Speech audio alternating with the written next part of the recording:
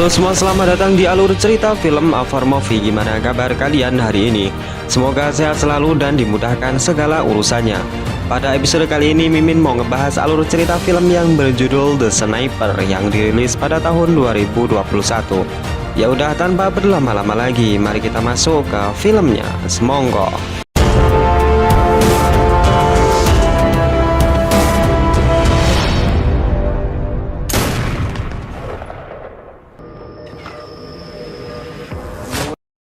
Film dibuka dengan memperlihatkan sekelompok pasukan Cina yang sedang membawa dua orang warga sipil yang bernama Guru Qin dan muridnya yang bernama Song Pei. Namun di tengah perjalanan, seorang sniper Jepang yang sudah lama mengintai mulai membidik kepala mereka satu persatu.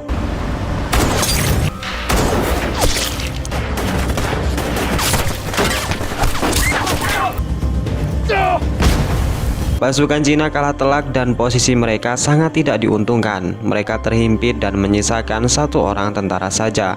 Di sana Guru Qin dan Song Pei diperintahkan untuk kabur menyelamatkan diri dengan dibekali sebuah pistol. Namun Song Pei yang ketakutan nekat berlari sendirian dan kemudian berhasil ditembak oleh sniper Jepang. Berlanjut di mana Song Pei berhasil ditangkap sedangkan Guru Qin tidak bisa apa-apa dan hanya pasrah ketika Song Pei akan diperkaos mereka. Song Pei yang tidak mau kesuciannya direnggut memutuskan untuk menusukkan dirinya dengan pisau yang berada di pucuk senjata tentara Jepang hingga ia pun tewas. Namun siapa sangka pasukan Jepang yang merasa dirinya telah menang dikejutkan dengan serangan sniper yang entah dari mana asalnya.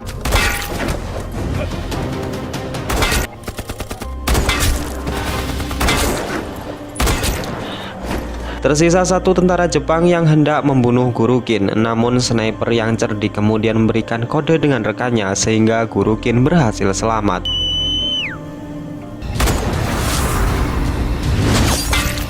Lalu kita akan diperlihatkan sosok sniper misterius tersebut yang ternyata berasal dari pasukan Angkatan Darat Cina. Ia adalah Kapten Zuo dan sniper cantik yang bernama Ling Feng. Guru Qin yang masih tidak percaya dengan kejadian ini hanya bisa diam 1000 kata. Ia merasakan trauma yang mendalam apalagi Song Pei tewas mengenaskan di depan matanya.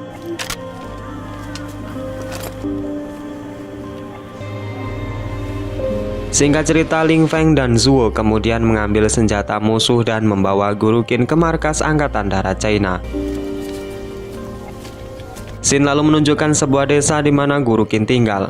Kekejaman tentara Jepang ditunjukkan dengan membunuh warga sipil, lalu membakarnya di sebuah lubang besar yang telah mereka siapkan. Di lain sisi, Zuo dan Ling Feng telah sampai membawa Guru Qin ke markas Angkatan Darat China.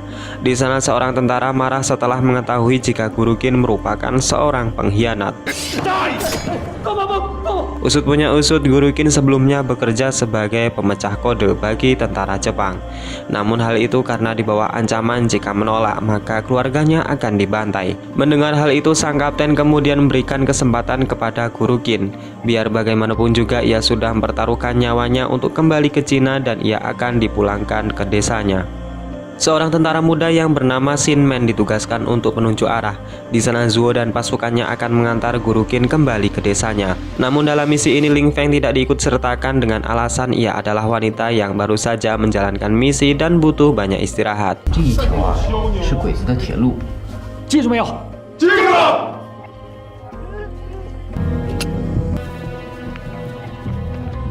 Setelah sampai di desa kelahiran Guru Qin, Zuo dan pasukannya sangat terkejut setelah melihat puluhan mayat penduduk yang sudah terbakar di sebuah lubang besar di tengah desa. Mereka hanya bisa menangis menyaksikan kekejaman Jepang kepada negaranya. Guru Qin yang tak kuat melihat pemandangan tersebut mencoba menyandarkan badan di sebuah tembok. Namun kemudian tembok tersebut rubuh dan ternyata di belakang sana pasukan Jepang telah siap menyergap mereka.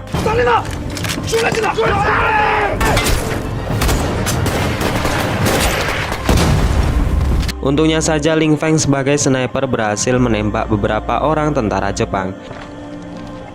Karena desa Guru Qin sudah sangat tidak aman, Zuo sebagai pemimpin pasukan berencana akan membawanya ke tempat yang lebih aman.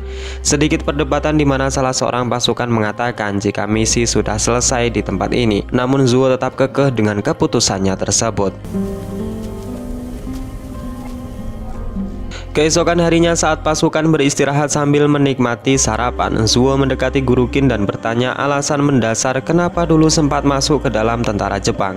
Guru Qin kemudian menjawab jika perang sudah membuatnya kacau, ia hanya ingin rasa aman dan terlindungi.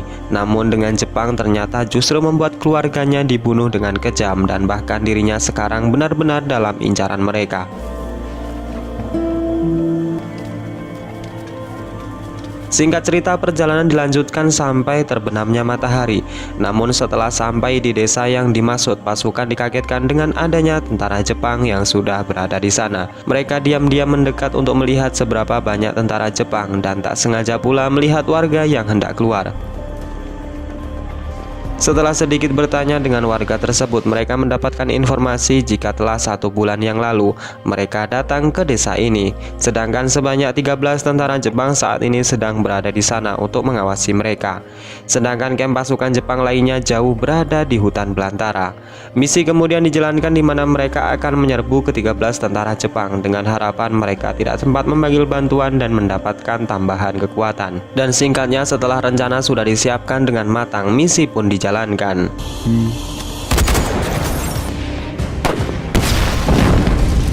Setelah berhasil melumpuhkan setiap perlawanan tentara Jepang, Zuo dan anak buahnya bergerak masuk dan menghitung setiap korbannya. Rupanya korban jatuh 12 orang tewas, di mana itu artinya seorang musuh masih hidup dan sekarang kemungkinan besar sedang memanggil bantuan. Dan dengan segera mereka pun mencari ke segala arah. Singkat cerita, seorang tentara Jepang berhasil ditemukan bersama dengan seorang dokter yang bisa berbahasa Cina. Namun dari arah luar sebuah ledakan terdengar di mana sebelumnya musuh telah memasang bom sehingga ledakan tersebut membuat Dr. Kim dan kemudian Seoman terluka parah. Di sana sang dokter langsung dipaksa untuk menyelamatkan nyawa tentara muda tersebut. Namun sayangnya Xiaomen tidak bisa tertolong lantaran ledakan bom sudah merusak sebagian sistem organnya. Karena Men telah meninggal, Zuo kemudian memaksa sang dokter untuk mengobati Guru Qin yang terluka tidak terlalu parah. Namun tak lama kemudian telepon berdering. Di sana sang dokter kembali dipaksa untuk mengangkat telepon tersebut. Kemudian selesai menelpon, sang dokter mengatakan kepada pasukan Cina jika Jepang dan bala bantuannya akan segera ke sini sehingga ini adalah situasi yang sangat buruk. Kapten Zuo memutuskan untuk tetap di sini melawan tentara Jepang tersebut sembari menunggu Guru Qin selesai dioperasi. Hal ini jelas mendapat penentangan dari salah seorang prajurit. Ia merasa jika melawan Jepang dengan jumlah yang tidak seimbang adalah misi bunuh diri. Namun Zuo menjelaskan jika Kim adalah seorang yang penting dan ia harus diselamatkan. Jika memaksa untuk kembali maka nyawa Zuo dipastikan tidak bisa tertolong lagi. Ling Feng pun bertanya-tanya kepada Zuo kenapa bisa seloyal ini melindungi Guru Kim, sehingga timbul pertanyaan siapa Kim ini sebenarnya. Namun Zuo tidak menjawab dan menyuruh Ling Feng segera berada di posisinya.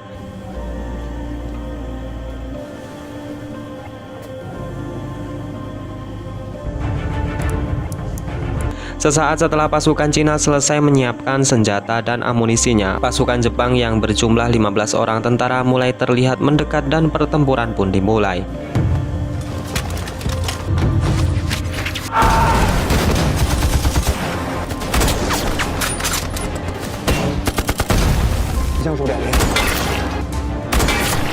Serangan kecil ini tentu mudah bagi tentara Cina, namun sayangnya di akhir pertempuran seorang tentara Jepang berhasil kabur setelah Ling Feng gagal menembaknya. Ini adalah pertanda buruk di mana ia pasti melapor para atasan Jepang dan mereka akan membawa pasukan yang lebih banyak lagi untuk melawan mereka. Ketika pertempuran selesai, mereka kembali ke ruangan operasi di mana di sana terlihat Kim yang sedang kesakitan lantaran obat biusnya habis. Ling Feng kemudian menemukan sebuah buku yang jatuh dari saku Kim, di mana ia sudah bisa menyimpulkan jika Kim dulunya adalah intelijen Jepang pemecah kode rahasia. Usut punya usut, kematian ayah Ling Feng dulunya disebabkan oleh pengkhianat seperti Kim ini. Dan di sini terjadi kekacauan di mana Ling Feng berusaha membunuh Kim sebagai balas dendam. Zuo kemudian datang menenangkan Ling Feng. Di sana ia mengatakan jika tujuannya membiarkan Kim hidup adalah untuk memanfaatkan kemampuannya dalam membaca kode tentara Jepang. Jadi Kim bukanlah orang yang salah, melainkan semua itu tergantung orang yang bisa memerintahnya. Tak lama kemudian pasukan Jepang berduyun-duyun datang dari balik ladang jagung bersiap untuk menyerang mereka. Terlihat pasukan Jepang yang ratusan kali lebih banyak dibanding pasukan Cina bersiap menggempur habis-habisan.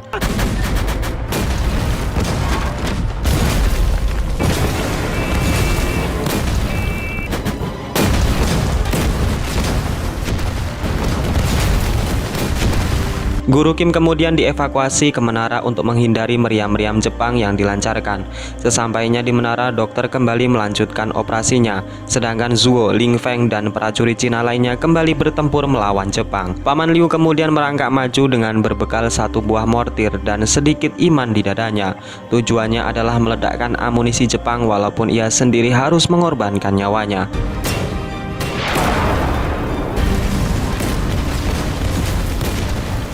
Walaupun demikian, ledakan yang diakibatkan oleh amunisi berhasil membuat sebagian pasukan Jepang tewas. Namun tentara Jepang yang berada di regu susulan masihlah banyak sehingga pertempuran pun kembali pecah.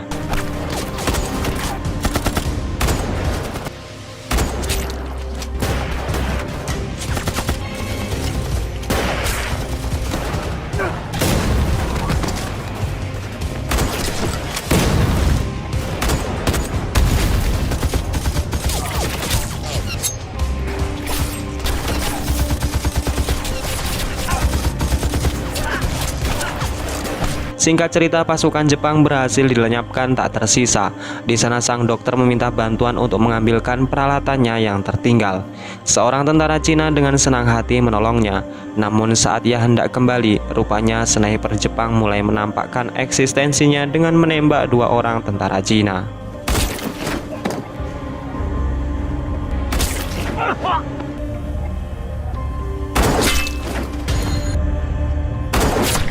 Kini tersisa 4 tentara Cina, yaitu Zuo, Ling Feng, Do Sun, dan Huo Xin. Di sana Zuo dan Ling Feng berusaha membuat jebakan menggunakan orang-orangan palsu, sedangkan Zuo bersiap menembak saat sniper musuh dalam keadaan reload. Namun yang terjadi sungguh mengejutkan, di mana ternyata sniper musuh sangat cepat, sedangkan Zuo sendiri hampir tewas dibuatnya. Tak hanya itu, pasukan Jepang yang kembali dikirimkan mulai mendekat dari balik ladang jagung. Hal ini akan membuat posisi mereka tak mungkin lagi untuk melawan karena jumlah yang tinggal 4 orang lagi. Di saat kebingungan, Zuo kemudian memiliki sebuah ide di mana ia menggunakan mayat temannya sebagai pancingan. Dan tak lama kemudian duel sniper Jepang dan Cina pun tak dapat dihindarkan lagi.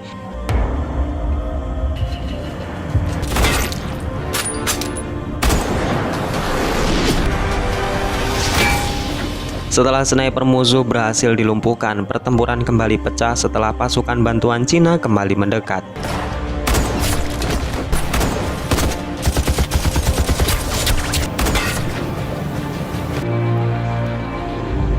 Singkat cerita, operasi yang dilakukan dokter selesai. Kim tertolong dengan keadaan yang sangat lemah.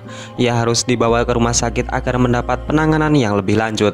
Namun suara getaran tiba-tiba bergemuruh di mana jauh di depan sana, pasukan Jepang sudah bersiap dengan tank baja dan beberapa pasukan di belakangnya.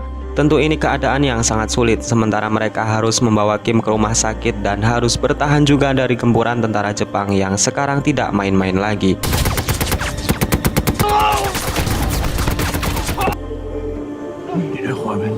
Karena terus digempur oleh tank baja Jepang, Zuo, Ling Feng, dan Huo Xin hanya bisa diam dan juga istighfar. Mereka melawan pun dirasa sia-sia karena senjata berat seperti itu tak mampu hanya dilawan dengan peluru sniper. Tak ada pilihan lain, Huo Xin kemudian berlari dengan membawa bom di tangannya dengan tujuan meledakkan tank baja dari jarak sedekat mungkin.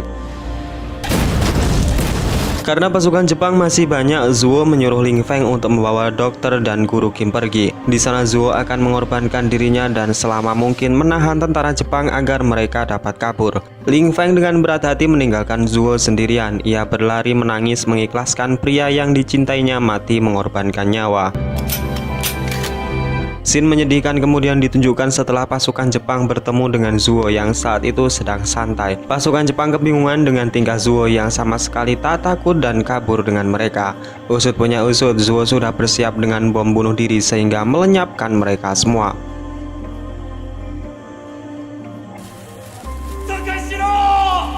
Dan kemudian film diakhiri dengan Ling Feng yang menatap kepulan asap tebal tertanda bom yang sudah meledak, dan itu artinya Zuo telah pergi meninggalkan dirinya untuk selama-lamanya.